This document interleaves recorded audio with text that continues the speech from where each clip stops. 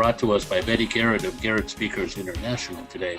The speaker is a past president of the National Speakers Association of North Texas, and she is a certified speaking professional. Her specialty is communicating in a way people will hear what you say, what you are saying, and help you get what you want, which is actually what it's all about anyway. She knows firsthand about the high-stakes communications in the courtroom and in the boardroom, and she has just released her latest book, Stop Complainers and Energy Drainers. It is my honor and very real pleasure to welcome certified speaking professional, a recovering attorney, and the mother of two, Linda Swindling. Hi, Linda. Hey, John. Hi, Jim. Thanks so much. Yeah, I should know about complainers, shouldn't I, with being a mother of two teenagers. Our agenda is going to fly by. Basically, we're going to look at stopping complainers from wasting your time and stopping those energy drainers, using strategies to turn those complainers into what you really want, which is productive contributors, and trying to get more done with less drama. What I'd like you to think about is who or what drains you, especially the who. Who is just draining right now? And whoever that is, I'd like you to think of one word that would describe them. What is that word? You're welcome to type it in the chat if you'd like, but what is that word that describes them? I want you to just think for just a moment. Negative. That's definitely a word. What else? They are needy. They're dependent. They're exhausting. They're depressed. Absolutely.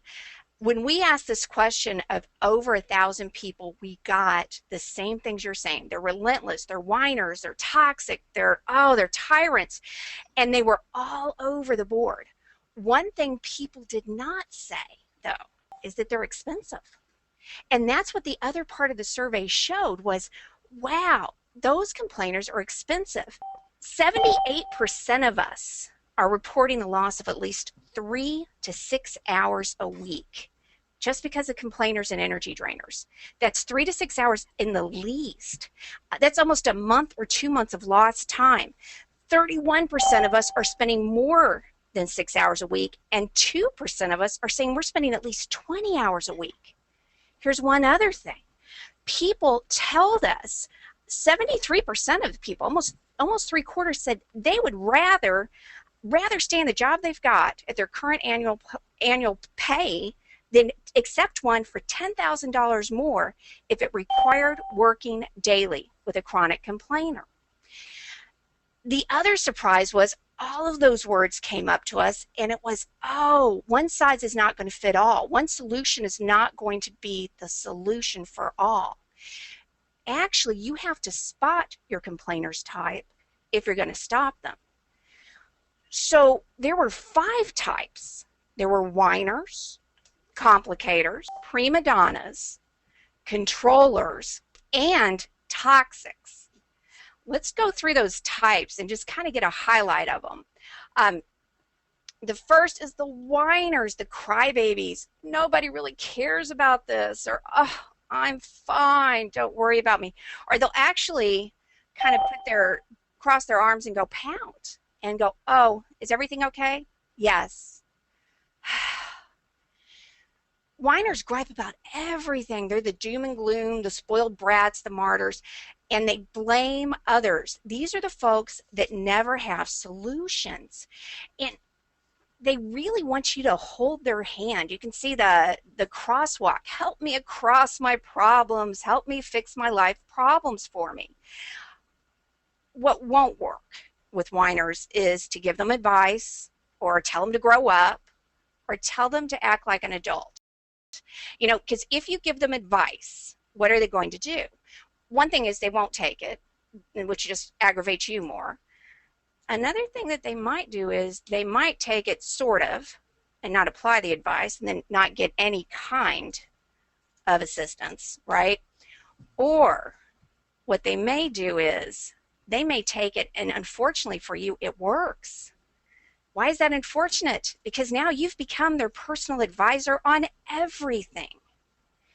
So if you can think of folks kind of in the terms that people sent back to us, one said, he won't get help. He's a professional victim.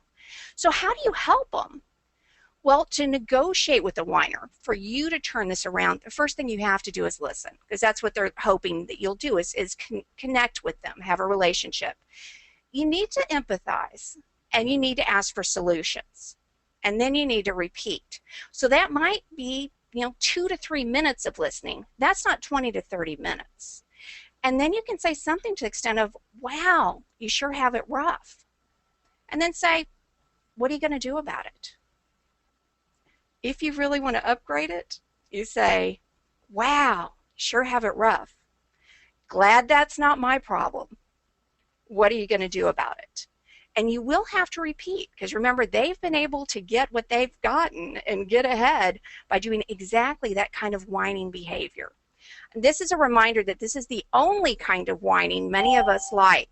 Now, we are going to all vent. We all have situations sometimes, but these are the chronic whiners, the chronic complainers, the chronic energy drainers, which brings us to the next one, the complicators. Oh, the complicators. Where's the detail? It'll never work. We've tried that before. You know them. They're the know-it-alls. They're the historians. They're the nitpick. They criticize. They micromanage you. They are so frustrating. Well, you know what doesn't work. Saying, be part of our team. Come on, support us. But what does work is if you will think about them as being allergic to learning something new. Or think of what one of our participants said, which was, he's just a brick wall with a mouth. Why are they doing that? Well, because they want stability and control. Usually it's when there's change or too many things are coming at them, or they feel like they may not know what the next step will be. So if you know that, you need to remember to reduce the speed, just like you would think a big truck going up a hill. You're going to have to slow down, reduce speed. You're going to want to respect their effort. Thanks for putting in this system. Thank you for all that you've contributed. Now we're going to need your help to upgrade. Can you be part of that? Or you might even say it if they've really been disruptive. I so appreciate what you're doing, and I really hope you're part of this upgrade. I really hope you're part of these meetings and teams, which signals to them, if I don't give more positive feedback, if I don't help people, I may be left out, which is even worse for them, because how can you be a know-it-all if you're not even invited to a meeting? And that brings us to our prima donnas. Prima donnas, there's even a crown on the prima donna slogan, and these can be men or women. They'll say things like, hello, is anyone listening? Or, that's not my job. I'm not doing it. Or you'll love this one. Really? Well, I wasn't told anything. Well, yeah, we're telling you now, prima donna. What prima donnas are doing is they're trying to get you to pay attention to them. They're like a curvy road. If you don't pay attention, you're going to go get lost. You're going to get off of the road and escape into their drama. So what do you want to look for? Well, they're usually the gossips of the office. They're very good at creating drama. They're very good at creating trouble. And they can be your freeloaders. Have you heard the term ROTJ? ROTJ means retired on the job. They've retired, but they didn't tell anyone, and they are still taking a paycheck. They can be very reactionary, expressive. They're over the top, and it's never their fault. They're always saying, well, if so-and-so had told me then, I would be doing this now. The other thing is, they will come and vacation in your office. One respondent to our survey said, my coworker chatted so much incessantly and wasted my time, I finally took the chairs out of my office so she couldn't sit down. So what do you do with prima donnas? Because they complain by saying, I'm here on behalf of the company, I'm here on behalf of all these people. Well, or they'll disrupt your meeting. The first thing you've got to do to negotiate with a prima donna is to acknowledge them. Hey, I saw you during the meeting mention this topic we weren't on, or I saw you raise your voice. I heard you raise your voice during our conversation. Again, Don't get lost in their drama. They will have an excuse for anything. Well, I was late because this freeway broke down, and then I didn't have gas, and then I had to do this, and well, don't get lost in that. The other thing is, if you see them saying, well, it's not my fault, it's not my fault, one thing you can do is you can publicize individual roles and responsibilities. What that means is you say, well, Bob will be in charge of the budget on this one. Sally, you're going to be in charge of the way we're going to set up the meeting. And prima donna, you, my friend, are in charge of communication. And then you publicize it, meaning you shoot that email out to everyone. Send an email. These are our 3 roles. This is who's going to do what. If the prima donna really does want to be acknowledged, hopefully they want to be acknowledged for doing something well. Prima donnas are tough to have around because many of the times they can sell their ideas. Which brings us to another one that's tough, the controllers. The controllers sound like this when they're complaining. What's your point? Get it done now. We don't have time for this. Just make it happen. If you think about a controller, they're very confident, they're aggressive, they're assertive, they're arrogant, and they're demeaning. They can be the bullies of the workplace. They can be tyrants. They're bulldozers. And they're always impatient, aren't they? They always want it done yesterday. Their big sign is yield. Yield to me. I'm coming off the road. Get out of my way. Why are they doing that? Well, they're doing it to get things done. They don't think things are getting done, or they think that you're in their way of getting results. And they will push hard to overcome obstacles and get those results that they want. Now, you can't use excuses with controllers because they'll roll right over you. And you can't tell them all the reasons why something went wrong. One of our participants said she vented at everyone. She was a power-tripping witch. Well, some of these words have been changed from the survey, but she was power-tripping. They want the power. They want the power to get things done. So to negotiate with a controller for you to turn this around, it's just like a bully. You have to stand your ground. With controllers, they want to get things done, so you say, well, I can get you that file folder you're yelling about. I can get it, they're yelling at you. You say, well, do you need it now? Or do and they need everything now, so that's not going to answer it. What you're going to do instead is give them a choice that works for you. That file folder is in another office. Do you want it at 1 o'clock or at 3? Give them a solution, and then here's the big thing. Since they want to be in control, let them decide what works for them. And this is good for both controllers and the next one. It's a Texas saying, never wrestle with a pig. You both get dirty, but only the pig likes it. Which brings us to our toxics. Oh, what do you mean you didn't understand?